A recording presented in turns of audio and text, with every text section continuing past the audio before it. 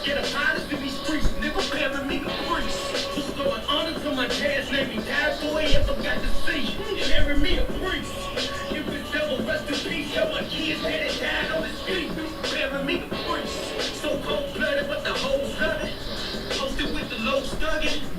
In 15, I got caught up in the wrong spot. The cop tried to whoop me till my nose bloody. Now I'm fighting back, back. Suit up all my niggas in that black, black.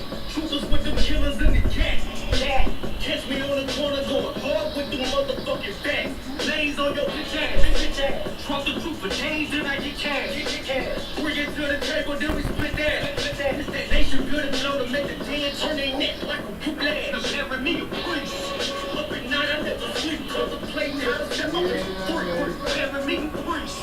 Revolution I be moving, got the feds, get a finest in these streets, nigga, bearing me a priest. Who's going honor to my dad's name, he died for it, ever got to see, bearing me a priest. If the devil rest in peace, tell my kids that it died on his feet, bearing me a priest. I'm on the South and doing trail up in Cardell. Met a nigga by the name of Cardell. Petty ain't his real name, he put me on the work from the cartel. Bitch ain't a snitch, I'm a snitch. Then I hit my brother up, I gotta live, gotta live. This right below the truth, that shit legit, that's legit. We can ship it by the truck loaded, by in the summer, we gon' hit, nigga.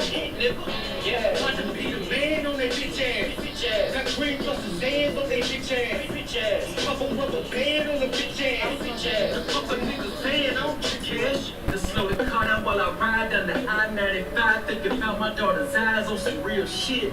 My partner caught a case, spaced the time. What the fuck is going through a nigga's mind on some real shit? My daddy passed away while I was crying, but my pride won't let me keep crying. Real shit.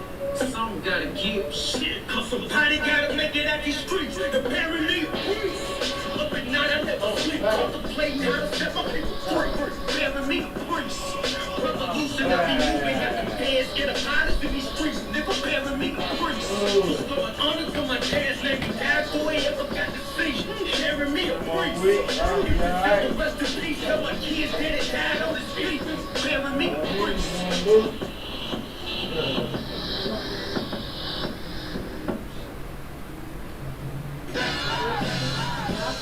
I got the grapes in the glass, strong freaking hand, you heard what I said. That's a doing deeper than the 16 of lead.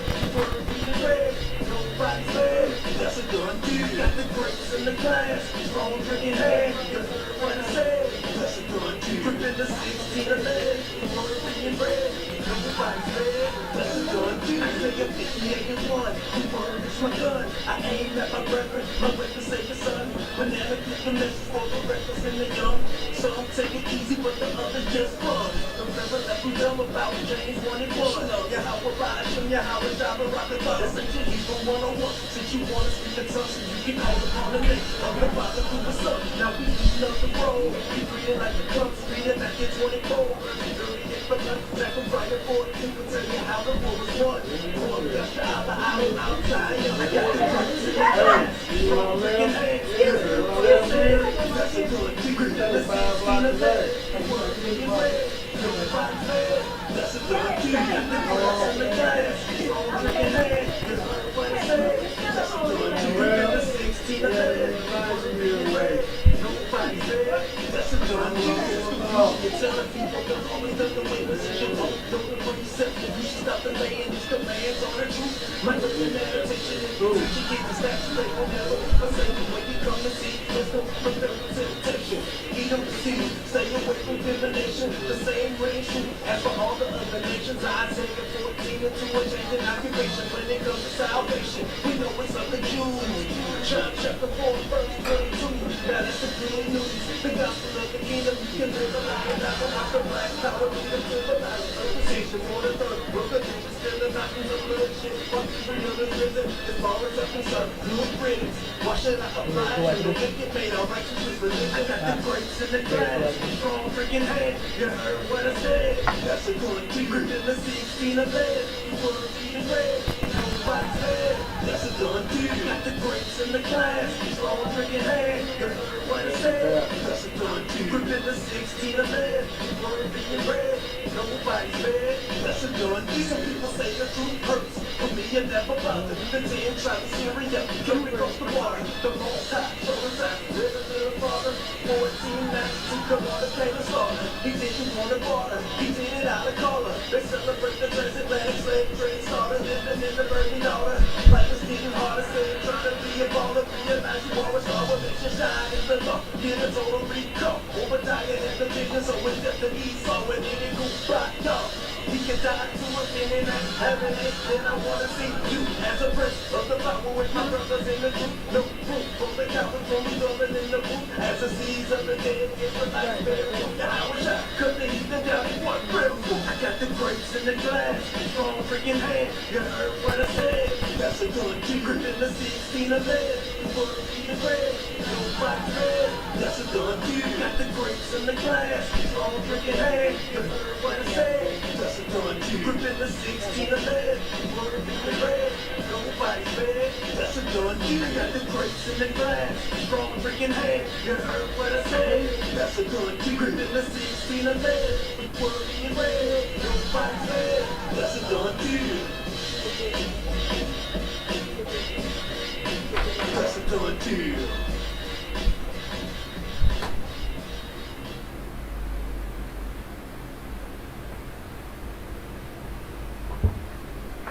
Shalom, Israel. We're at ISUPK, start out at 1 West, 125th Street, Harlem, New York. Under Commander General Yohana. Since 1969, we've been teaching Black, Hispanics, and Native Americans their true identity according to the Bible. We are located here in St. Louis at 5261 Delmar Boulevard in St. Louis, Missouri, 63108 in Suite A. The call-in number is 712-832-8330. We also have a second call-in number that's 425-436-6260. And the participant pin for both numbers is 825-1636. Slide. Okay. Text line? 314. The text line number is 314-393-0430. If you want to text in your questions, you don't feel like being live on Facebook or calling in and asking, text your number to that number. Text your questions to that number. Every Sunday from 11 a.m. to 1 p.m. we have Shopping the Soil with the most controversial man in St. Louis. That's Captain Cigars and Bar at ISBK. It'll be right here, the same location. The call-in number for that is 712-832-8330, and the access code for that one is 910-1409.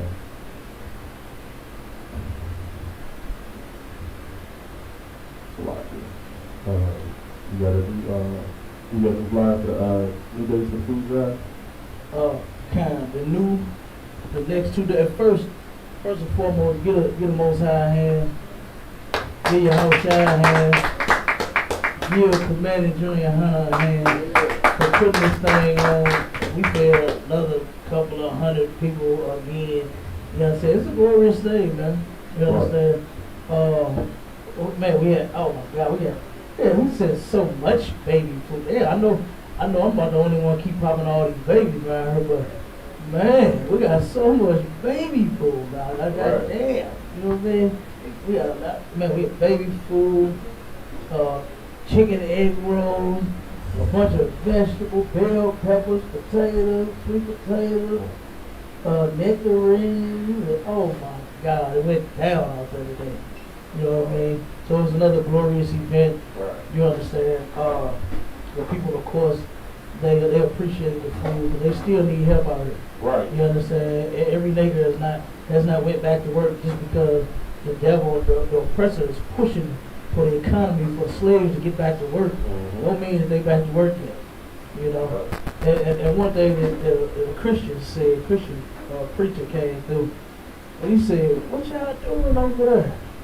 I said, "We giving away food to our people in need, man. Commander Junior Hunter got 13,000 pounds of food over for you. Come get some. He said, nah, man, I don't need none. I'm all right. He looked in line. He said, from the looks of it, all them new cars over there. He said, they don't look like they need no food either. I said, brother, it's a goddamn pastor. It's a pandemic. Right. You understand? Everybody is fired, laid off, business done closed. I mean, businesses that say that we're not opening back up. Right. So, I mean, what was it, about a total of 30, 40 businesses here in the city of Auburn? I think about 40 businesses so far in the city of St. Louis that said we're not even going to reopen at all. Right. You understand? So, what job? What do you mean? Just because they got a new car? You understand? Yeah, they had it last year. You understand? Right. They had their vehicle last year doing their thing, and then now because of the pandemic, you don't even realize you're such a good Christian and such a Jesus freak, you can't even see that there's something going on. You understand? People are dying, they're sick, and they still need their help. And this pastor was going in because of the cars they drive. Look at the goddamn car you drive. Right. Look at you driving a new truck yourself. Right. Why can't nobody else have nothing but you? Right. You know? So it's ridiculous, man. But of course we're gonna continue to do the work. You understand? We're gonna continue to feed them. If you got any questions on the line, go ahead and type them in. If you got any on the Facebook, type them in. Let's see. We got one. Let me see, we got one question. Get a breakdown on Ecclesiasticus 26, 13 through 18. Come on, yeah, that's you.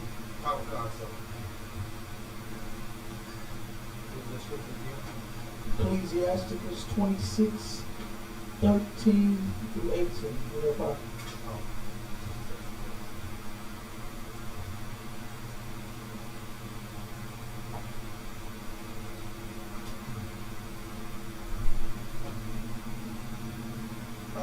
Ecclesiastes chapter 26, verse 13. The grace of a wife delighteth her husband. The grace of a wife delighteth her husband. Just kind of picture back to an old couple. You know, you used to see this a lot in older couples. And how the woman would be walking through the house, you know, and the man is admiring his woman. You know what I'm saying? He's looking at, we're going to give me a bird smack on her booty. You know, what's that like? Grandkids, and look, you know what I'm saying? Smack his hand, you know what I'm saying? With that smile that she gives, you know what I'm saying? It delights the grace of her. You know what I'm saying? This wife, this wonderful woman, it delights this brother. You understand? Make him happy, make him feel good. You understand? Keep on. Her desertion will fatten Oh, him, we did it again, brother?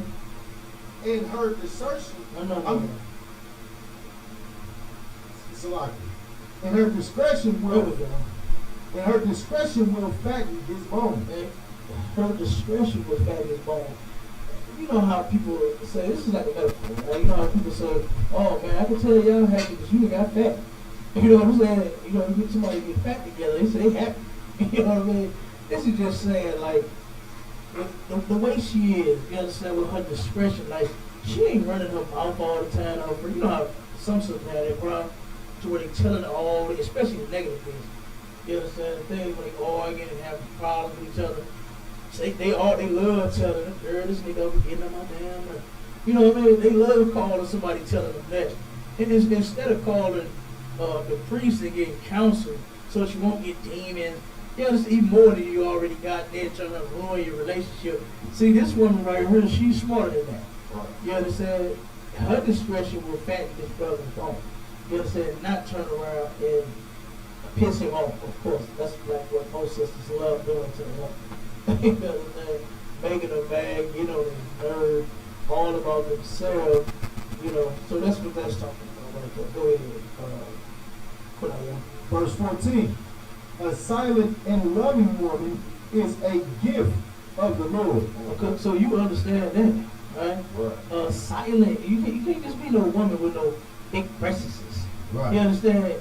And a big old donk. You understand? You can't just be strapped with that and be all pretty in the face, but then be a straight monster. You know what I mean? Right. Be as evil as all get out. You understand? You got to have something. You got to have a badonka type spirit to match that badonka that you got you wagging in the back. You know what I'm saying? You can't just look. You got to act good. So you got to be good. You understand? So, a silent and loving woman is a gift of the Lord. You got to. That'll be said. Don't mean that you can't talk. You understand? Because hell, when I come home, I won't talk about it. But you just ain't running off at your tail mouth all the time to make a man, you know what I'm saying, just like put some duct tape across your lips. There, right there. You know what I'm saying? That's not how our sisters are supposed to be. All right. Scripture says that what it say? Wisdom is the rule of her tongue. Meaning something she say is wise. It's not wise. Even if you did feel that your husband was a jerk or he don't do what you want, even if you did feel, it's not wise to say it. You understand? Just because you feel something don't mean it has to be said. So a sister that's wise, she know that she ain't gonna say anything to her husband. Because it might set him off, might piss him off. He might not want to be around you for a long time. Right. You understand? He may not even want to see you for a while here. Right. You understand? So, I mean, come on. That wouldn't be smart to start telling your man how you what they like to say? What's that old saying that they say? When they talk about whatever when they man, they speak they man or something. What do they say? I don't sugarcoat that. There it goes. I don't sugarcoat nothing. You should. You understand? You should just take a whole bag of sugar, put it across your lips, and hopefully everything come out after that will be just sweet. You understand? Just as sweet as it needs to be.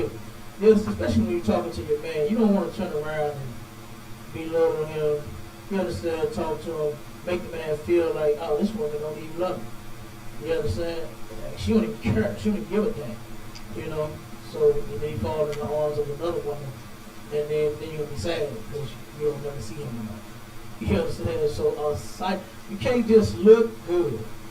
Right. You got to be good. You understand? So a silent and loving woman, meaning she ain't just all disrespectful when she talking to her. Keep going. And there is nothing so much worth as a mind well instructed. Man, look, when you got your woman in order, and she been, oh my God, it's the best thing in life. Right. You understand? Just think of how many brothers in the world that got a woman that they cannot control. You understand? And of course, we ain't talking about no abusive control. For those that's listening and thinking that we talking about being abusive to our women. Right. You understand? We ain't slapping them upside their head and then expecting for them to do what we tell them to do. Yeah, I don't want to beat you into submission. Yeah, like that. You know what I'm saying? Well, I'm saying, you know what I mean? You don't want to turn around and be abusive to the woman. So when she is in the right spirit, what can turn around? That's all the man wants. Right. That's all the brother want. Outside of this truth, you want a down ass chick that's gonna be right there with him. You know what I mean? Do what he say, what he asks, all of that. Serve him. You know what I'm saying? Make him some good food. Bring him up there when he watch the game. You know what I'm saying? Give him some good loving. You know what I'm saying? Don't ever put him out. You know what I'm saying? Don't taunt him. Tell him, oh, you can move back in your mama, bitch. You know what I'm saying? Let him know that he's the king of this castle right here. Right. You know? So it's nothing. It don't nothing even top it. There's a sister that's in the right spirit, like the sisters in the UPK. Get them a hand, man. Give them sisters a hand. They turn around, they be working on their food like that. Boy, I be getting on their nerves here, but they be working that goddamn food. Right. You understand? But hey, the show must go on. Right. You understand? So put your fillers in your purse and put their food in the box. You understand? When these sisters get down, they serve us, man, they cook every class. You know what I mean? Like, ain't nothing worth. Like, come on, man. Some of these sisters out here in the world ain't buying they man a goddamn chicken bite box from rappers. Right. You know what I'm saying? They turn around. I know some brothers that stay with their woman and they live together and it's like, hey, you on your own. You understand? I've been at work all day. You ain't ate. You waiting on me to eat? Like, I'm like, damn. Like, that's what you say when your man say he hungry? And you waiting on me to eat? I was sitting there like, damn, I'm glad I ain't got to go home to that. You understand? Right. Boy, you heard? I almost turned into a Christian. Just started shouting and speaking in tongues. Oh, Thank God Almighty, I ain't got to go home to that. You understand? Boy, look here. I'm telling you, it's something when the sister is in her right spirit. Man, she's everything. You understand? She's everything. So it's nothing else worth that. Nothing else tops that. All right? Keep going. A shamefaced. Make sure you're in the mic. Huh? A shame. You know? It might be some value. Check.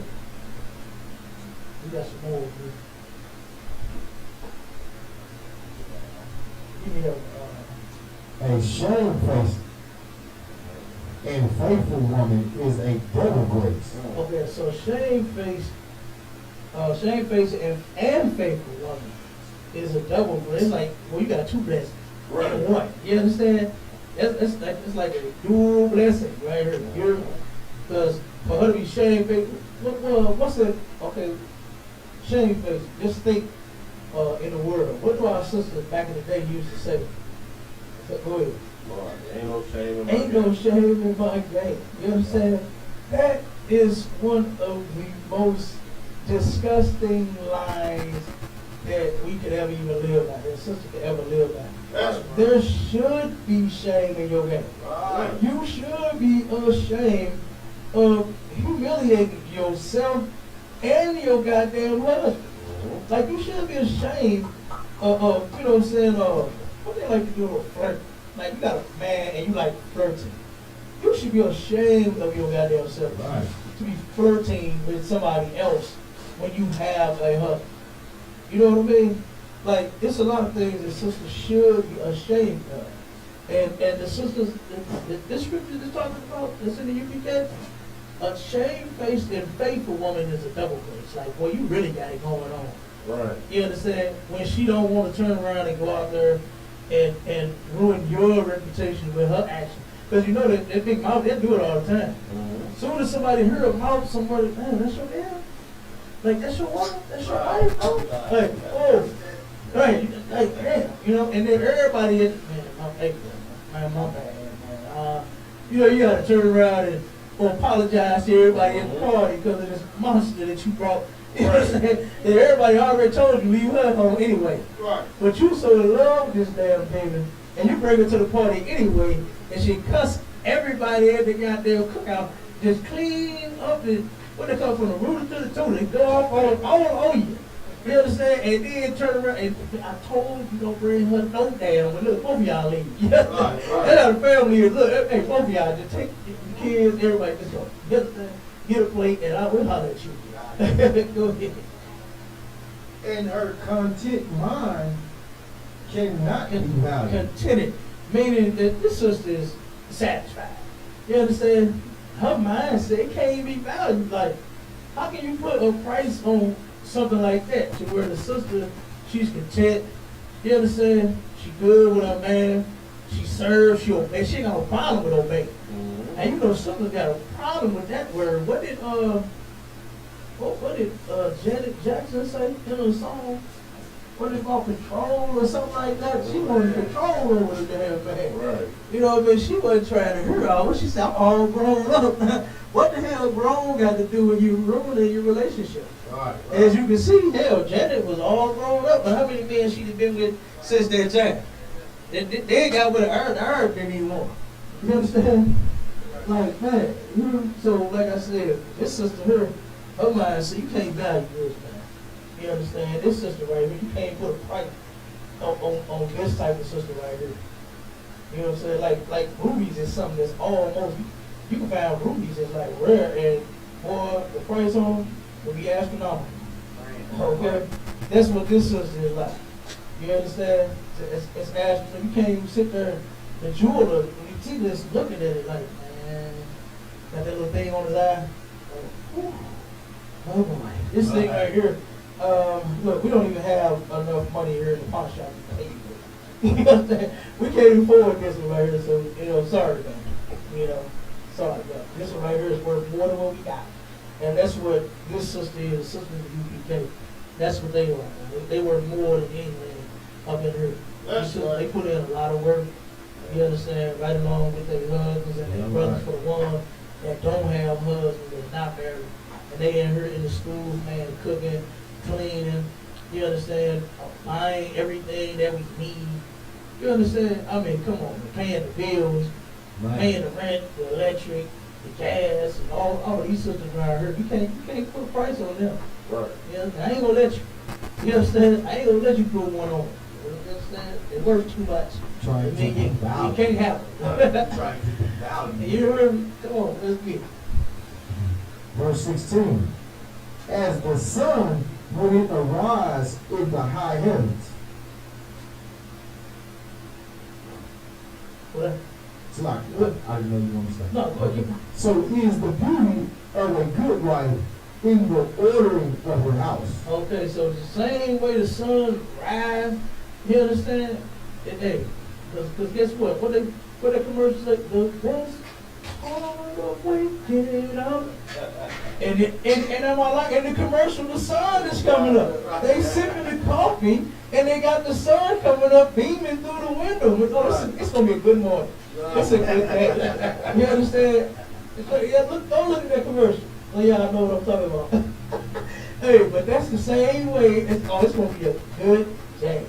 You understand? With this sister right, with this righteous sister right here. All right. She turned around and as the sun when it arises in the high heaven, so is the beauty of a good wife in the ordering of her house. Meaning, the same way that you go out and look at the sun, like, man, ooh, what is vitamin D? You understand what they talk about? Put the sun, vitamin D. I'm gonna go give me some good vitamin D. But guess what? That's how it is with this sister right here in the ordering of her house. She keeps everything together. You understand? That's what the Bible says. She's supposed to be a keeper at home. You understand? Right. Not a keeper at the club. I know so many of them. Oh my God. They are good keepers at the club. Right. Okay. But at home, oh my God. Home looks like somebody that ran through it and killed everybody. And somebody Go ahead. They're keepers of everybody else's damn house. That's Oh my God. Yeah, they always telling somebody else what to do. Right. You know, and what they should be doing. Right. And how they would tell they man this and that. And how they would not put up with this and stand for that. They good for that. Right. You know what I mean? You sure right. But this righteous sister here, and like I said, is the same way the sun rises in the high heaven, so is the beauty of this good wife in the order of her house. Meaning she got everything together. And it's real simple. You understand? If you only focus on your husband, you, and if you got kids, think about how many problems black women wouldn't have. You understand? If they did that. If you have kids, if you don't have kids, you can focus on you and your husband. Wow. And you know, say you got a slavery house, you'll be good. But what they want to add all their girlfriends, all their family members, all the cousins that don't got no man. You understand? Oh my God, I just go on and on and on about all the people that sisters love to add to their life, and they don't end up with nothing but a bunch of damn drama. You know what I'm saying? And sisters need to just focus on, like I said, your husband first, you got themselves, and then the kids, if you got a fat ass baby kids, then guess what? Focus on them, and then, you understand, you can help your family. They ain't saying you can't help them with something, you know. Have a dinner with them, or go watch a movie with your mama or somebody. You know what I'm saying? You can do things like that. But if you put your all into your relationship, you would not have all of the problems that sisters have every day. Because they always got somebody in their damn ear.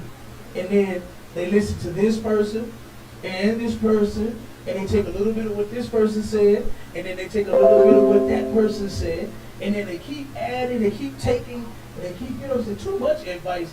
Too much good advice is bad advice sometimes as well. Right. Especially for a sister, because she don't know what to do with what she's hearing.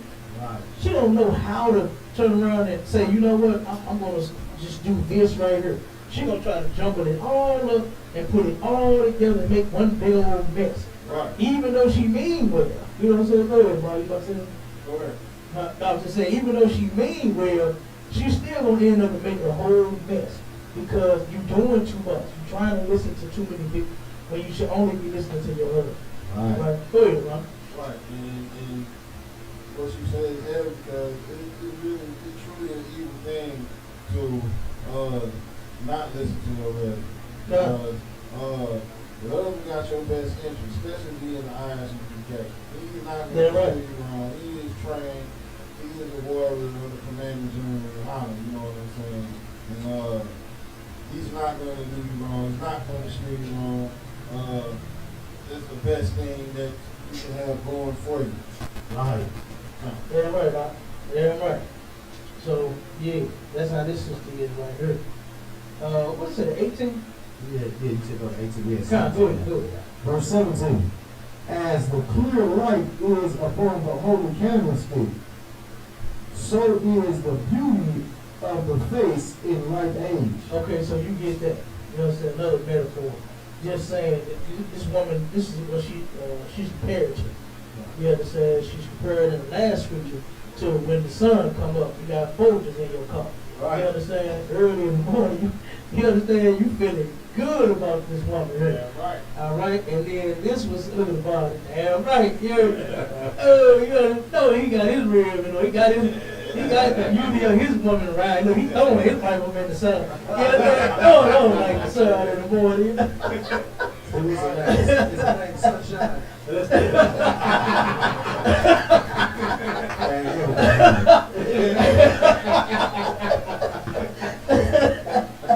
Damn right, so it says the clear light is on the holy candlestick, so is the beauty of the face in ripe age. So of course, this beautiful little fine sister you with, you hear me, they got the spirit that match with the lips. Right. Oh my God. Man, I'm telling you, ever heard somebody, I heard this back in the day, that it's the woman's spirit that make her look good. Like a woman, even if she was ugly, you understand? They say, man, look, they be beautiful. Look, that's a word now, like beautifulness. You understand?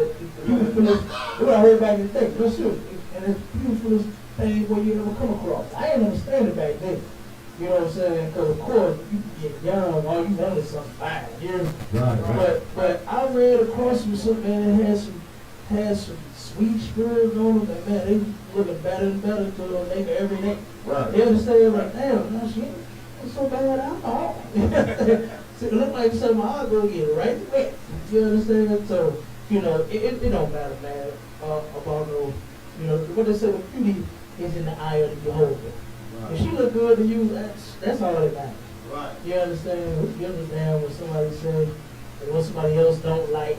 Or, you know, I get tired of hearing that people especially on Facebook, man. That's another reason why I ain't been on in a while. I've heard people to where they, I don't like skinny women, I don't like big women, I don't like dark skin, I don't like light skin. Who gives a damn? Keep your personal preference to yourself. Right. Like, you know what I'm saying? So who cares what you like? I'm not asking you what you with what you like. I see what you like. That's good. Right. You understand? Good for you. Because I'm gonna give what I like. You know what I'm saying? And I hate that we do that because nothing wrong with a big girl, nothing wrong with a sweet girl, nothing wrong, and they ain't had no problem getting no man. You understand? Not one. So who gives a that? Keep your personal preferences to yourself. Right. Put it in your pocket. Who cares? You understand? Hey, that's the one for you. Good. Stay with it. Make it last forever. Like Keith Sweat said. All right. And then 18, it say, as the golden pillars are upon the sockets of silver, so are the fair feet with a constant heart. Okay, so again, this is just describing this sister right here. You understand? As the golden pillars are upon the sockets of silver, so are the fair feet with a constant heart. Okay, meaning like, okay, you know how you say when your mind is set on something? That's what they're talking about. Like our people when they go to college, right? Their mind is set on whatever, you know, they go to college for, whatever master program, whatever, major, minor, what's the other terms in college? Huh? Majors and minors, whatever. Undergrad, is it overgrad? I want to be overgrad. Can I be overgrad? Grad school? Oh, ain't no overgrad, just an undergrad? Damn, okay, alright, well, I ain't know. Post-back. Huh? You get a post-back. Oh, Post-back. okay, I'll get one then. Yeah, but that's what this talking about. Let's see if we got any more, let's see if we got any more questions.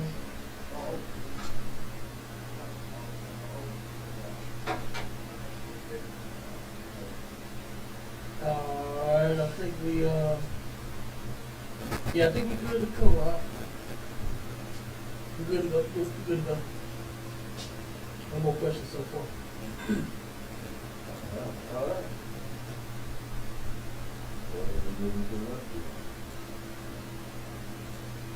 Let's go.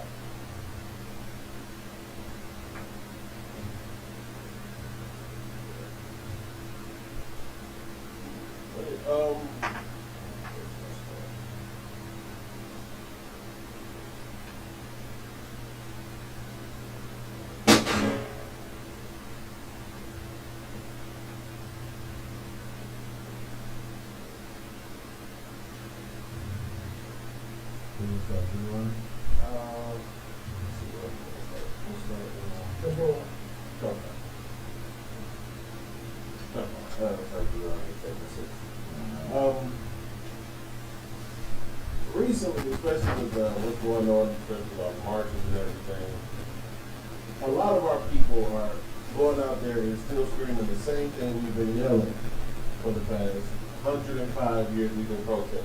Right. For the white man to accept us and to love us because we love all people, because God wants us to love all people, because God loves all people. Right. But I keep hearing that, but I've never seen anywhere in the Bible where it says that God loves all people. Now, he does specify specific people that he loves. Go ahead and read Deuteronomy 7 and 6 for me. Deuteronomy chapter 7, verse 6. Mm-hmm. For thou art a holy people. Thou art a what? A holy people. Holy, it's an English word. It comes from the Hebrew kadosh, which means separate or set apart. So it's saying that you are a separate people. Right. You are not with everybody. Keep going. Unto the Lord thy God. So you're separated to the Most High. So that means you're not with everybody else. He's not picking everybody. He's picking a specific people and saying they're separate or set apart just to him. Right. You know? The Lord thy God hath chosen thee to be a special people unto himself. So here it says that first off, you're chosen. God chose the nation of Israel. He chose blacks, Hispanics, and Native American. He could have chosen anyone. Right. But he chose the blacks, Hispanics, and Native Americans. Now, it says that you are a special people. Now again, special again is an English word. In Hebrew, that word is sagala. Sagala. It means a valued property, a treasure. Right. It's saying that you are a separate people who is a treasure to the Most High, and only to the Most High. Keep going. Above all people. Above all people. Below. Above all people that are upon the face of the earth. So we see these people sitting in a position above us and keeping us down, but the Most High called us above all people are upon the face of the earth. Well, it's a reason for that. Because he loved Israel and only Israel. And that's how we're going to prove it.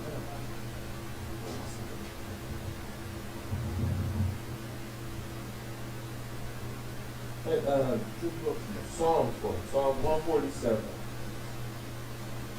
Started at 97. Right. Now, as a parent,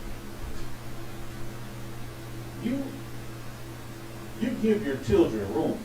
You give those you love rules because it sets a boundary, it sets a standard. You do it mainly to keep them safe, and mainly so that, and also so that they know their limitations, so they don't go too far.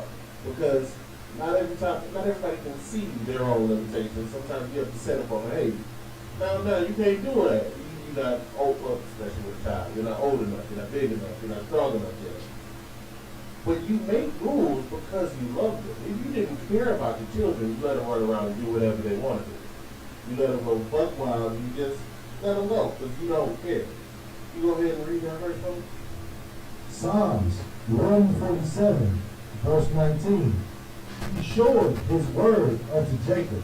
Jacob is the forefather of the children of Israel. Abraham, Isaac, and Jacob. His name was later changed to Israel. And the word of God is God's laws, God's rules. He showed his word to Jacob. Go ahead. His statutes and his judgments unto Israel. So he's showing Israel, not everybody else, he's showing Israel what the bounds are, what the laws and the rules and the judgments are, because he loves Israel. He cares for Israel. Right. So he has to set limits for Israel. He's not going to let them go. It's not okay for Israel to go be crackheads. You can go and be a crackhead if you eat like most times tells you not to be one. There's certain dietary laws that specifically say you can't eat this, but if there is an Edomite or an Elamite nearby, you go ahead and tell it to them. They can eat it. Right. Because these rules, they're not for them. They can't follow. They're not going to follow these rules, and they're not meant for them. Right. Keep going. Verse 20. He had not dealt so with any nation. And that's exactly what this book is telling you. Again, he's not dealing with any other nation. Right. He has the ability to. He's all powerful. He created everyone and everything. So if he would have chosen, or if he wanted to choose, to spread his love and show his wisdom to all people, he could have. But he didn't. He chose the nation of Israel. And he didn't do this with anyone else. Go ahead. And as for his judgments, Now, the judgments are the consequences. See, and this is something else our people tend to not understand. When we talk to them and tell them, okay, you're committing sin, you're doing this wrong, we're trying to correct you, trying to get you, in order so you can be right. We're not passing a judgment. A judgment is the slave ship that came. right, A judgment is your child being taken from you, from the DNFS or from the slave master. Right. No, it's the same thing. A judgment is you living in Section 8 and project housing your whole life, no matter how hard you try, because you still haven't followed the laws of the Most High. right, So the judgments that we're given are only known by Israel. Keep going. they have not known them. They don't even have any idea what it looks like to understand or to even see the judgments of God. Right, What is going on now? Sandra Bland, George Floyd, Amira, Amara. That is the judgments of the Most High. right, Your people being murdered in the streets because you won't listen. right, Those are the judgments of the Most High. These other nations do not know them. They don't know what it's like to be so-called black. They don't know what it's like to be so-called Hispanic.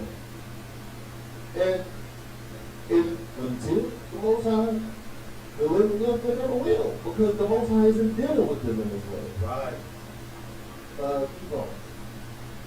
Praise ye the Lord. And that is something to praise the Most High about. Right, God, they don't know the way we do. right, And from there, see, the thing is, like I said, when you give your children rules, there's also a punishment for breaking those rules.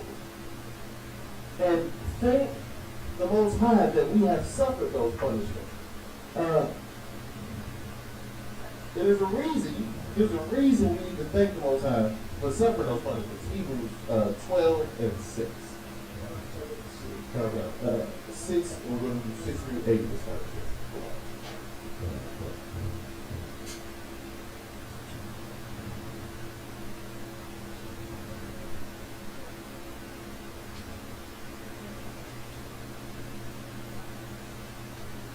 Hebrews chapter 12, verse 6. For whom the Lord loveth, he chastiseth. See, we have faced the chastisement of the Most High. That's right. Because he loves us. He corrects us. Keep going. And the scourge every son whom he receiveth. And he scourgeth every son he receiveth. Means that you don't take a beating if the Most High has accepted you as his son. Right. You gonna take but stepping out of line. Right. Because you have been accepted as his son. Keep going. Verse 7. Verse 7. If ye endure chastising, Now you have to you can't just give up. You can't just, I wanna it'd be easier if I just do what the white man said. It'd be easier if I just, take a little bit of cash and change my message a little bit, make it a little bit more appealing to everybody, and that I won't get persecuted as much. I won't get chastised by the situation around me. Because if you endure chastisement, go ahead. God dealeth with you as a son. See, he's not dealing, just like it said that he hasn't dealt with these other nations.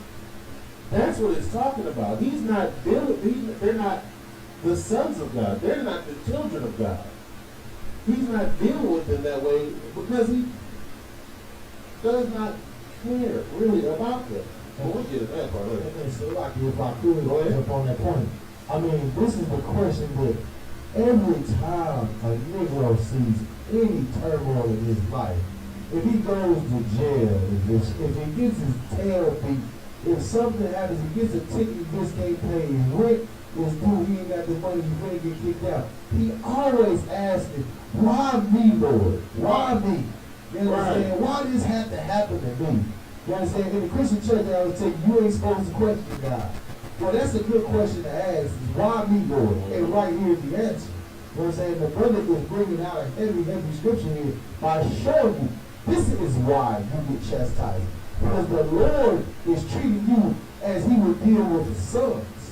You understand? That lets you know who the Lord's people is. But I just want to touch on that because that really hit home. You know what I mean? Thanks. What? Go ahead. For what son is he whom the Father chastises not? How you gonna call yourself a child of God and you ain't never faced the punishments of God? Right. You living in your kingdom. Right. You get to do whatever you want to do. You set the laws. You make the rules. You keep everybody else is under your foot. But somehow, you ain't paid for one crime you have ever committed in the history of your existence. Right. But you a child of God. That just is not how a father deals with their sons. Right. This is not, the Most High does not care about, he obviously couldn't because he's not correct, he has not corrected you in any way. He's going. It's a lot. The first thing that they started talking about when you I just had, I believe the young man was 16, and he was questioning me about white people. Mm-hmm. And do we hate him, do God hate him, and all this good stuff. And then the first guy, well, what about forgiveness? And you understand, it's forgiveness when it comes to our oppressor and for our people. That's how you know that we got a serious demon on us. Right. You understand? So when we take the people that have been murdering and oppressing us, and then the first thing when it comes to God, the references say, well, what about forgiveness? What about forgiving them? When there is no forgiving them. The crime that they have committed, like how could you even think of anything short of a deficit. Like, Right. I can't figure out nothing else to do to these people. Like, look at what they've done. Like, I mean, come on. You took this nation, you done made them slaves, you done hung them, you done beat them, you done lynched them, you done raped them, you done, I mean, damn. Like, what, I mean, come on. What haven't you done to this people?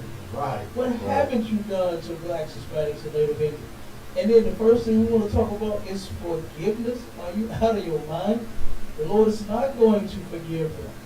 And that's the blessing part about knowing these scriptures. You understand? Like the scriptures say, you know this, you can find hope and comfort in these scriptures. You know what I'm saying? I'm comforted knowing that the white man is the devil, the Bible speaks of, and that he's going to turn around and be put into chains and then ultimately wipe off the face of the earth. I'm in peace. Right.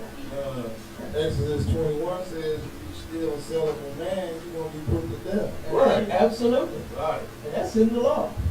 But your preacher don't, that's done away with. Right. That's done away with, boss. So you just brought that up for nothing. But what about You know what I'm saying? Salaki? What about Revelation though? He that killeth with the sword. Oh, see, Revelation happened already. You know, that's what they say. That's what they say. They say Revelation happened already. I just had a preacher tell me that. I was like, oh, yes, they did. Yes, they did. They said it happened already, man. So you can forget about that too. They probably ready to move on to the Quran now.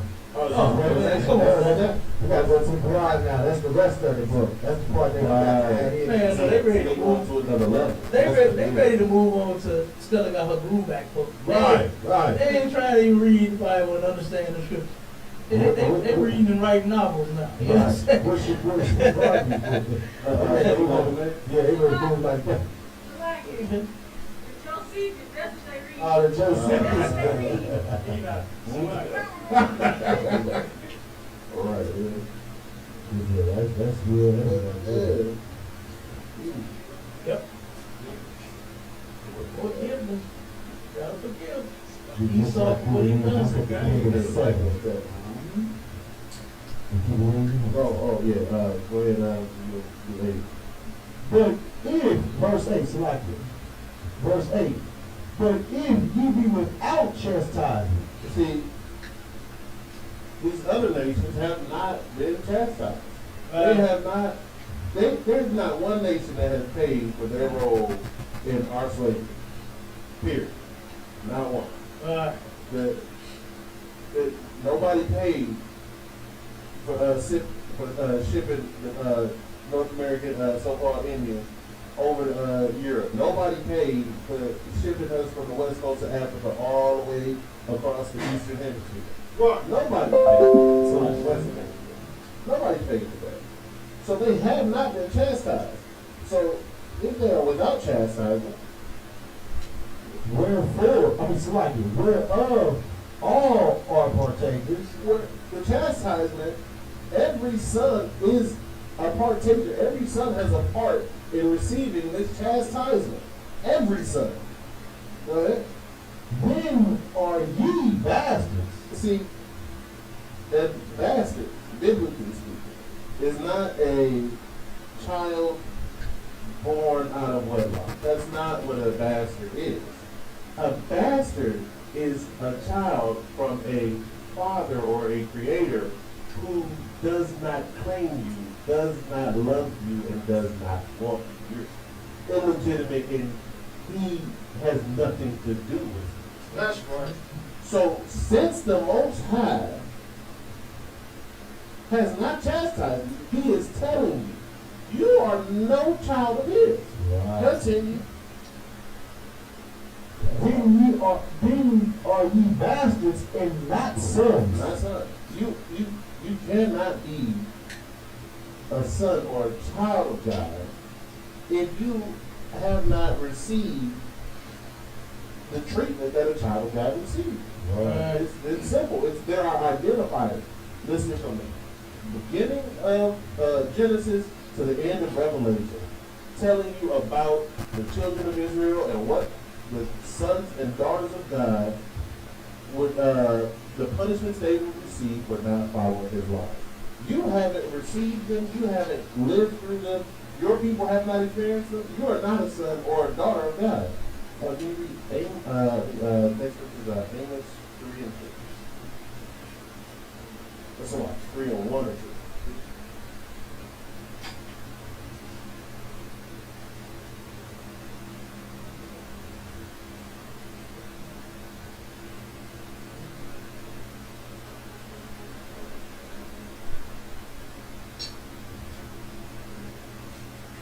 The book of Amos, chapter 3, verse 1. Hear this word that the Lord has spoken against you, O children of Israel. So this is coming straight from the Most High. Go ahead.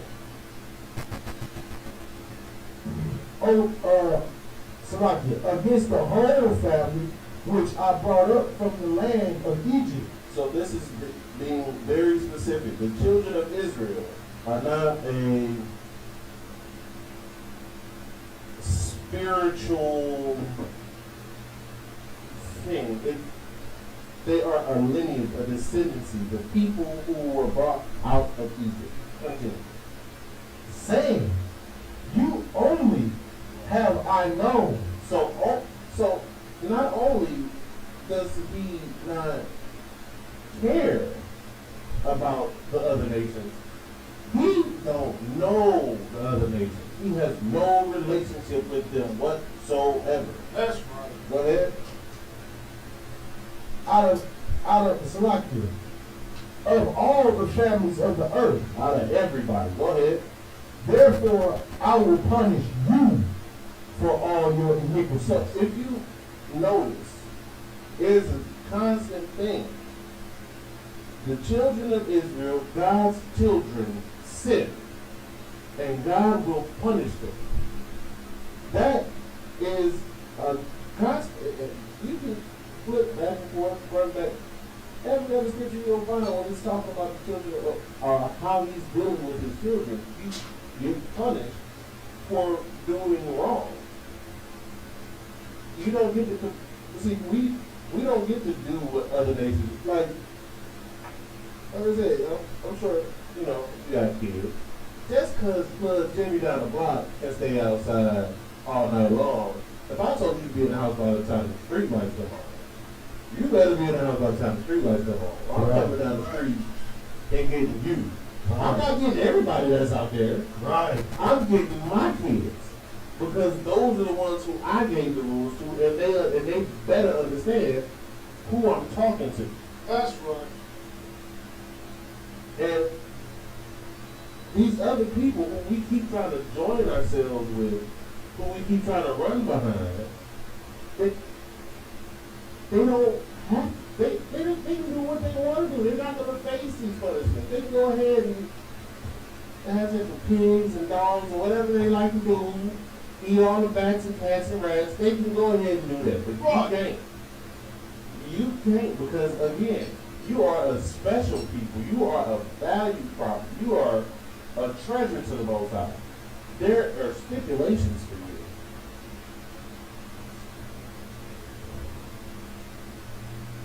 There's even stipulations.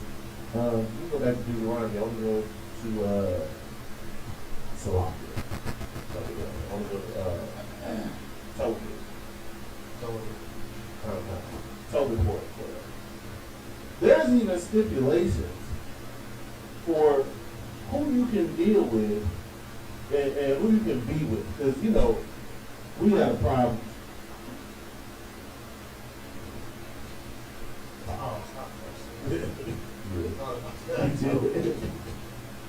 Uh, 4 and 12, right? Okay. So, there are stipulations for who we can even deal with on not just getting together politically, but the strongest thing and the first thing that they made sure that they destroyed in our community was our families. Right. Because a strong household will build up our nation like nothing else. A man that's leading a loving, a loving family behind that man, there's nothing that that man can't go out and accomplish, including raising up his nation. Right. But it was a saying I heard in the world, and it rings true today. And it's just like you told us, we were just watching one right before class started with these, and it was like she might have been very good Edomite. And is you can't talk black and speak white. Right. That don't work. Right. Even in the world, they know, hey, you can't be out there messing with all of these other nations of people and still say you about your people. How? Explain it. That don't make sense. You go read that one. Toby 4:12. Beware of all women. Now, this is Toby is a book. This part right here in Toby is described as advice from a father to a son. And he's warning his son, beware of all whoredom. Because the Most High hates whoredom. That's why. A whore in the Bible gets no rest. Like that is one of the worst things to do, is a whore. Now, go ahead and describe the whoredom. My son, and chiefly take a wife. So chiefly, mainly, so to avoid whoredom, mainly do this. Take a wife of the seed of thy fathers. Say that last part again, of the what? Of the seed of thy fathers. So, whoredom, defined biblically, is what we now call an interracial relationship. Correct. Right. And it's like, boom, there's so many people that fought and died so they can marry white women. But whoredom is what keeps us in this situation. Right. You can't stand up and be a man for your people when you got the white woman you catering to every day. Right. It's a lot. That word, that phrase, interracial relationship, it just sounds destructive and disgusting all at once. You know what I mean? Like, we're not even supposed to be interracially dating and marrying and having sex. Like, that's not even attractive enough to even get dated. You understand? I don't even without the law, I wouldn't even deal with them. You understand? But they're not even attractive, man. They don't, I mean, I used to hear coming up, when I was in high school, oh man, she did the whole football team. I'm like, damn, that's disgusting. You understand? And you want to go over there. Like, that is sick. I want a woman that's all mine. I'm staying. Right. You understand? I'm staying. I'm like Captain McKay.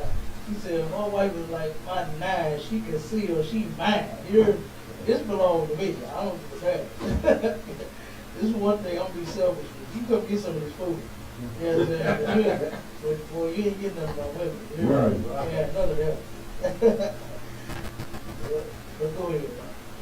Now, so we're gonna go from one father to another father. We go from like we were earlier, to Rock, or Ecclesiastes. 26, it was in 19 to 21. Because we can't raise people who understand. This is the reason why we can't truly understand why God would love just us and wouldn't love us at all. Because we have a problem loving ourselves. We choose white women, we choose, sisters choose white men because of what's the word? An absence within themselves. You have something missing, and you think that this other nation can fulfill it because you don't feel confident in yourself enough. You don't love yourself enough to love somebody that looks like you. You have a problem with even that. But go ahead with the 19. And this is actually so early because the scriptures that they called in, it has for the breakdown about, it was right before this one. I thought it was going to run into it. Now go ahead, right? Ecclesiastes chapter 26, verse 19. My son, keep the flower of thine age sound. Right. You going? And give not thy strength to strangers. Now, thy strength in this context is also what they were talking about in Deuteronomy 21 and 17, and also in Genesis when we're talking about Reuben. Your strength in this context, we're talking about your children. Your in those references, we were talking about your firstborn son. Your firstborn son is the beginning of your strength. Right. So right here it's saying, give not thy strength. So don't have your children with a stranger, one of another nation. He's going to go into further detail about it. Go ahead. Verse 20. When thou hast gotten a fruitful possession. So now when you get that rid, that's a fruitful possession. Keep going. Through all the field, that is a beautiful, bountiful harvest in all of the world. Go ahead. Sow it with thine own seed, trusting in the goodness of thy stock. So you are going, if you love yourself, you would sow a seed of your own people. And you would sow with your own seed, trusting that you are good enough. You can bring forth good fruit. Because you love yourself. We've been taught to hate ourselves and look at ourselves through our oppressor's eyes. And that's why we can't get away from trying to join with them. We have a problem understanding that God only loves us because we only see ourselves the way they told us to see ourselves. And go ahead to the next one. Verse 20. Verse 21. So thy race, by what? Thy race. By what? Thy race. So if you said, or if you heard that race, or God doesn't talk about race, race isn't in the Bible, but read that again. So thy race, which thou leavest, shall be magnified. So that in this context, race is exactly what he's talking about. It's not where you're from, it's who you're from. Your lineage. God. So that your lineage that comes behind you shall be glorified. Why? You know, having the confidence of their good descent. Of their good descent. See, when you have confidence in the goodness of your stock, in your children will have confidence in their lineage, in their descent. See, we break the cycle by loving ourselves enough to be with one of our own, to raise children in that way, so that way our children never have to hate themselves. Our children never have to look outside themselves for what they need, because Christ said that the kingdom of heaven is within you. Well, for a Black, Hispanic, and Native American, you have a problem seeing it outside of the UPK. In the UPK, we get to see heaven. We get to see Blacks, Hispanics, and Native Americans sitting together, and there's no violence, there's no riots, we get to eat together. But when you go back to your own flesh and blood family, or it might be a shoot. Right. Somebody might get into a fight. Somebody uncle will have a little bit too much to drink and have a falling out with the auntie that they've been feeling on for the last couple of years. Like, it's a problem. But here in the truth, when you understand who you are and how the Most High feels about you, and stop looking at yourself the way the oppressor wants you to, then you get it. You understand. Right. It's like they was doing today while we are feeding the people. Mm-hmm. They over at the repast arguing, fighting. You know, all the sisters like us, like, yeah, what should we do in case they saw you? Right. You understand? They was over there getting it in. You understand? I didn't hear it. You know what I'm saying? But they did. And like I said, they just pick a time in any place or wherever and however, man, to do what they wanted to do anyway. Just argue with each other. Right. You understand? Get around each other, start clowning, start fighting instead of loving each other, being. But I mean, I actually feel good being with my brothers and my sisters when we ain't arguing. Like, Right. you know, who wants to drama all the goddamn time? Who wants to argue all the? Who wants to fight all the? You understand? Like, man, it actually feels good to really come. Like when I say come home, I'm talking like to my school. You understand? Right. This is home to me. You understand? This is my home. When I come home, the rest of my family is here. We good. Right. You understand? We is good. You know, and this just shows that Commander Jimmy Hunter raises all his sons and his daughters right. That's right. You understand? Because like, hey, we all we got. You know what I mean? You turn around and come out the world, and the ISPK becomes your new family. Right. You know, and man, ever since then, look, I ain't been having drama. Ain't nobody call me trying to scam me with nothing, you know what I'm saying? Trying to borrow no more. No good way damn well you ain't gonna pay it back. Right. Everybody got their cousin and cousin ball, that but you ain't got no job. Why you calling? You understand? You're not gonna pay me back. You know, I know I'm gonna never see this money again if I give it to my cousin. You know, but in here, man, we do what we gotta do for each other. You know what I'm saying? So, but it actually feels great having a new family. Right. You know, I think the most high gonna wake me up. You understand? And man, bestowing his truth on me. Mm-hmm. You feel me? That's a blessing. While the Christian in the church is worried about getting a car, a damn job, and some money and all that, this is a blessing. That's You right. understand? This truth is a blessing. How many cars you have? You get a car. How many jobs you have? I have 15 jobs. You understand? I'm like my Benjamin. We got 15 jobs. We got 15 businesses. You understand? Right. You get a job, man, like it ain't nothing. You know, my real said all the time, she a nurse. She was like, oh, look, they keep playing with me. I'm just going to get another. You know what I mean? Right. They always hiring nurses. You understand? They need me. So I go get it. Now, they ain't nothing. You know, when she had a problem with the job, whatever. She said all the time, boy, they had 20 jobs on me. And they ain't even over 30. You know what I mean? Come on. Right. So like I said, this is the greatest thing on the earth. Right. Being in this truth. For real. And honestly, it's because you outside of this truth, you don't know who you are. So how do you even really know what you like? You don't know who you are. You're lost. You have no direction. You have no rudder. You're going off of what you think and what you have been told by people who hate you in the first place. And again, people that God does not care about. And I keep saying that, but I want to go ahead and prove that. Then we go to second entry. 6 and start at 54.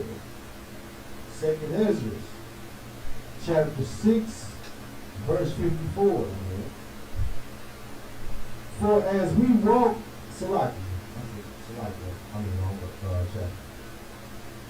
Second Ezra, chapter 6, verse 54. And after these, Adam also. So it started with Adam. Okay? So after these, Adam also, right? Whom thou madest Lord of all thy creatures. Of him come we all.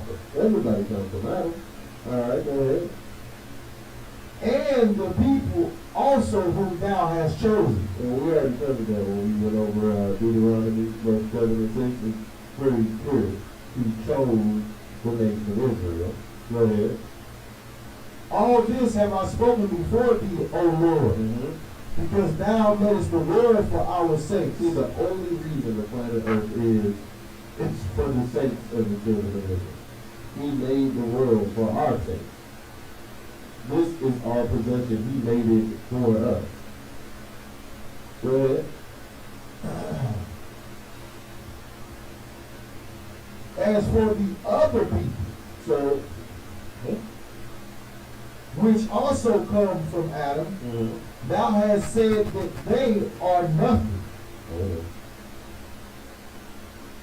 but be like unto spirit.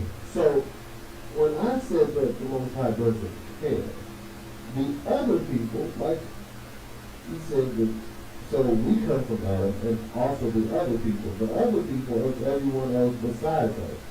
And spittle is just like it's out. It's spit. It's spit. With the drop that drip off of your mouth. So the Most High has said that they are nothing but they're spit. Keep going. And has the likings of the abundance of them. So the abundance of them, every last one of them. So there's Israel, every black, Hispanic, and Native American. Then every other single person on earth, he has compared every other person on earth, go ahead, unto a drop that falleth from a vessel. So if you got a cold bottle of water, and it condenses on, and you can do condensation on the outside, and that drop falls off, are you really trying to catch the drop? And you really care what happens to that drop? Like that spit that is there. But it says right here, as it is written. As it is written. Let's go to written. We go to Isaiah chapter 40, verse 15. This is 15 through 17. Because sometimes people don't hear you the first time. You gotta repeat yourself. Because they're like, well, maybe that's your interpretation of who said everybody else was spit. But maybe you're just twisting it. I don't know how you twist that God said that there's nothing right. There's spit. I don't know how you twist it, but let's see if we read and get the same idea from Isaiah. Isaiah chapter 40, verse 15. Behold, the nations are as a drop of a bucket. That sounds exactly like that drop that fell from a bucket. Go ahead. And are counted as the small dust of a balance. Now, dust is even smaller than that drop. So you went from a whole drop of water to a piece of dust. Go ahead. Behold, he taketh up the isles as a very little thing. So all of your land, all of the little land, all of you talk about islands, there's nothing. There are the isles are representative of the people who live on them. And this is not Israel. We didn't live on an island at the time, but it's saying that all of these islands in the Mediterranean, so more specifically something like Syracuse, Crete, things like that. All of these, like this entire land is nothing. And those lands, those islands, Crete and Syracuse, those islands, in that day, see, again, you have to understand the context. These places were rich in oils and wine and different pigments that made them very, eventually later, made them very rich trading ports throughout the Mediterranean because they held a lot of commodities. But the Most High is saying, yeah, they got all that stuff. There's nothing. Keep going.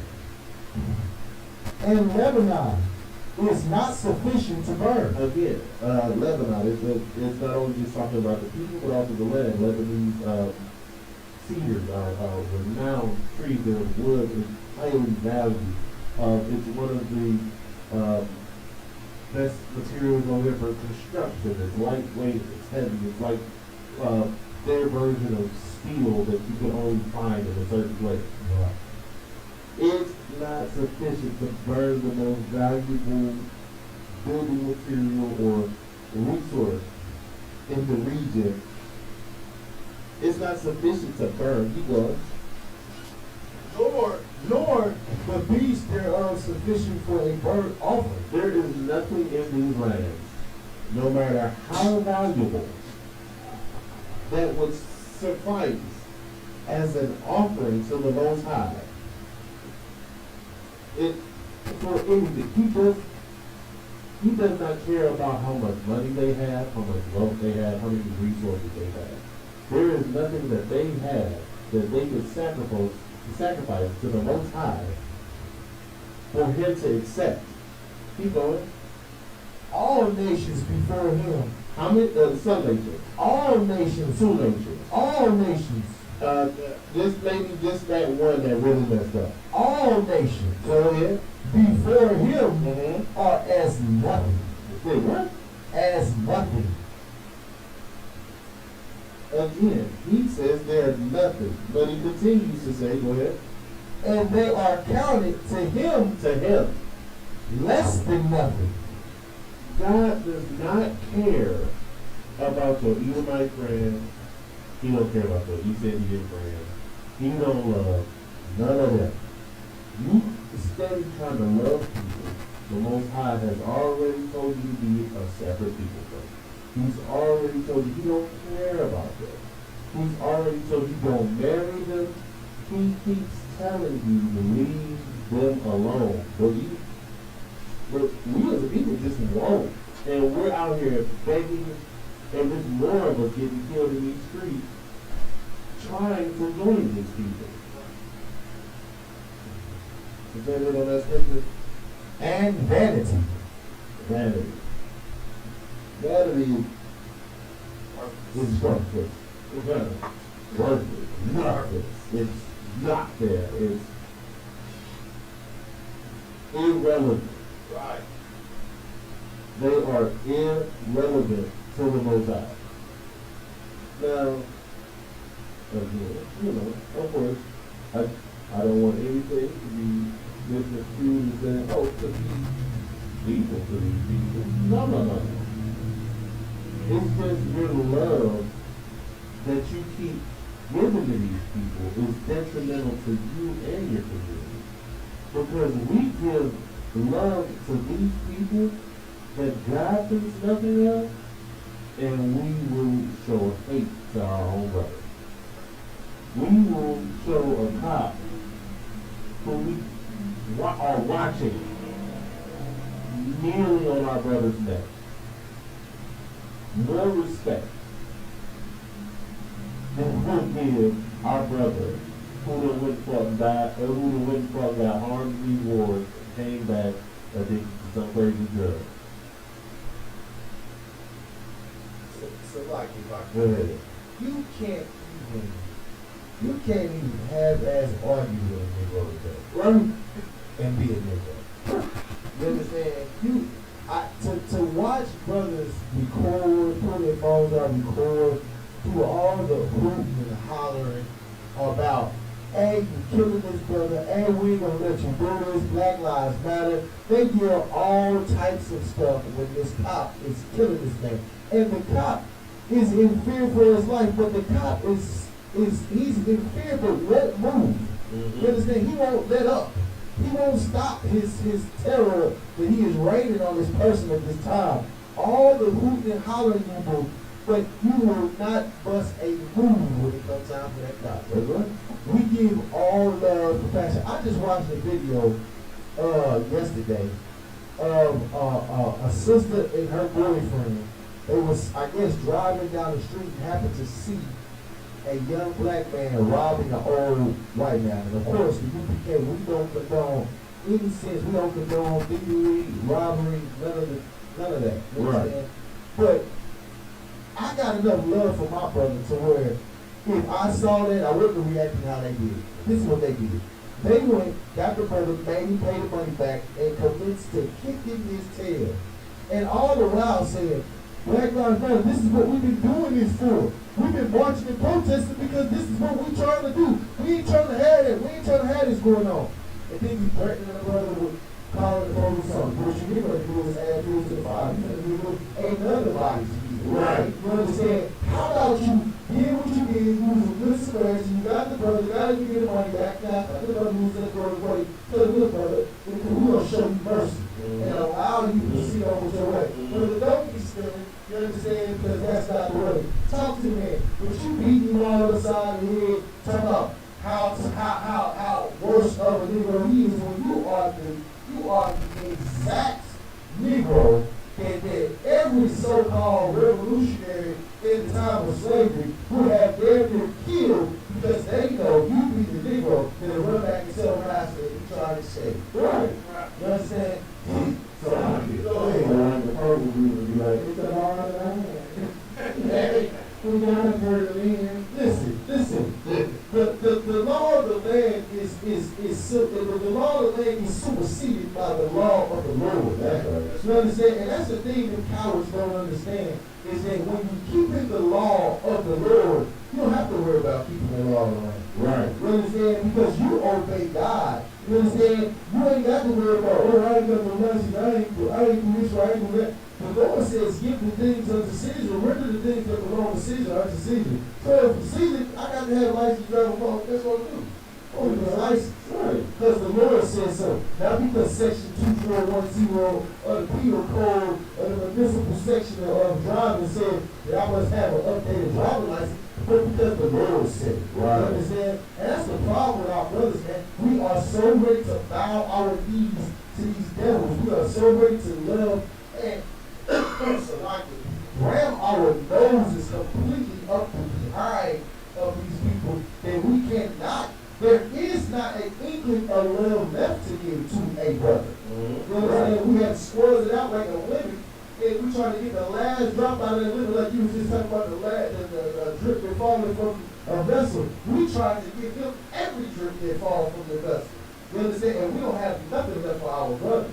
That's the problem with our people. Right. You understand? Like the scriptures you break it out is so hard, and it's so crucial for our people development that they understand and get this context of these scriptures. Go ahead, Al.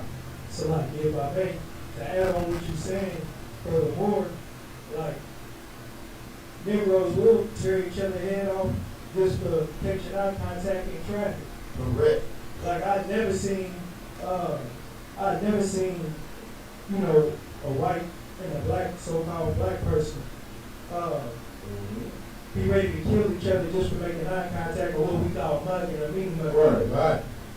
You know, it goes down like that in our community all the time just for, you know, a simple stare and, you know, both of them stirred into aggressive real quick, ready to kill each other. Right. Unload their whole clip. That's right. Hey, know why you ain't never said nothing like that? Right. God. You ready to all out kill your brother. Hey, I ain't never seen you get that bad with a white man. With a good old Jim Mom down the street. Right. You ain't never that bad with him. That you know it's gonna be might attack on your shit. But that's the problem. We keep thinking that we're supposed to love these people. We think because of that damn Christian church Right. that we supposed to love everybody. And that's only taught in the black Christian church. Right. That ain't taught. You might want to ask questions, but that ain't taught in your white Christian, in your white friends Christian church. That ain't taught in your actual Muslim mosque. That might be taught in, you know, in your nation assemblies and what. Somebody taught the soft doctrine. I remember, if I'm not mistaken, that might have been the beginning, the very, very beginning of Trump's first term. You know what I'm saying? It's when he first got in office. The Christians was up in the damn church with AR-15s. Remember they was wrestling AR-15s? Right. See, the Negro spirit has been beat down in I got love for everybody. We don't have a warrior spirit no more. You know, the only time our warrior spirit is unleashed is when we want to be master. When we want to be like master, we unleash that warrior spirit on our brothers. Of course, I got the belt for you. I got the belt for you. The belt is my fist, my foot. an AR-15, an AK-47, a noose, you know what I'm saying? It's whatever the hell we can get our hands on to harm my brother. But that's only because our Christian doctrine has told us that we have to be lovers of everybody. Right. You understand? And that's why homosexuality runs so rampant in the churches, because we are taught to have to love everything and everybody. Only a homosexual loves everything and everybody. Right. Even he doesn't love everything and everybody. You understand? And we're taught, and think about it, we grow up thinking that God is psychotic. Because he is all love, all the time, all touchy and all this. Who is like that? No. Like that, you're insane. If you have one emotion and one emotion only. Right. There's a problem. Right. Right. The only reaction you got, the only emotion you got, Unconditional love, that's all he got is, you ain't got no anger. love me like I robbed you. Love me when I break in and steal your stereo. Mm-hmm. Love me when I get you $200 and I don't pay it back. We don't have that, brother. Right. We will crucify a Negro. That's right. You understand? We will definitely crucify a Negro. But we will let master do all of the above, plus put a boot in our back, knee on our neck, kill your cousin, beat your mama, kill a baby that's unborn. You understand? Do all of the above and create all kind of terrorism in your neighborhood. And guess what? We should just love each other, you know. You understand? If black people don't understand the hypocrisy and the nonsense of that theory, to do that, we're going to die. We're getting ready to die at a very high rate because of that. Right. I'm not going to say we're going to. We're getting ready. We're preparing. I'm going to be honest. I haven't seen anybody else die in the news. When I look at the news, I don't see nobody else dying or on the deathbed or about to be killed or attempted killed or hung or another copy. I don't see anything happening to anybody else but blacks, Hispanics, and natives. Right. I don't even see a white man unless he's reporting it. Or he was one doing the kicking. You understand? He was one doing the beat down. You understand? And while we out there celebrating and trying to create love amongst everybody else is plotting war and hatred against us. So I think that's going like that, you know, earlier. Right. These other people do not know the justice of the Most High. Right. These are the judges. This is judgment. This is how you should know that you are a son of the living God. Right. He will punish you for acting up. Just like any good parent. And we keep trying to love these people who are, they are incapable of loving you the way you love them. And loving them is poisonous to our children, to our people. It's poison. It is the reason our schools look the way they do. It's the reason our kids are afraid to walk to school. It is the reason why we can't even send the kids outside playing on that. Like when I was a kid, you used to just, my mom would walk or be gone. She just leave. And she know we were fun at the house. She know we could play outside all day in the summertime. Or now I'm about to go run to the store. Cool. Me and the neighbors about to be in the backyard playing basketball. That's cool. Right. Now you need about 12 chaperones for a child because you don't know what can happen. But that's because we love other people more than we love ourselves. We don't have that community we used to have. Right. And that's a part of exactly Martin Luther King's dream. Because his dream led exactly to where he said, I have integrated my people into a burning building. And this is the burning building. We didn't just lose our businesses. Right. We lost who we were. We lost our community. There was a reason why we kept money in our community. Not just because we couldn't go out from other places. We didn't want to. We didn't need to. For what? We got everything. What I need to go to you for? I'm about to go ahead and go talk with my cousin, because my cousin got everything I need in himself.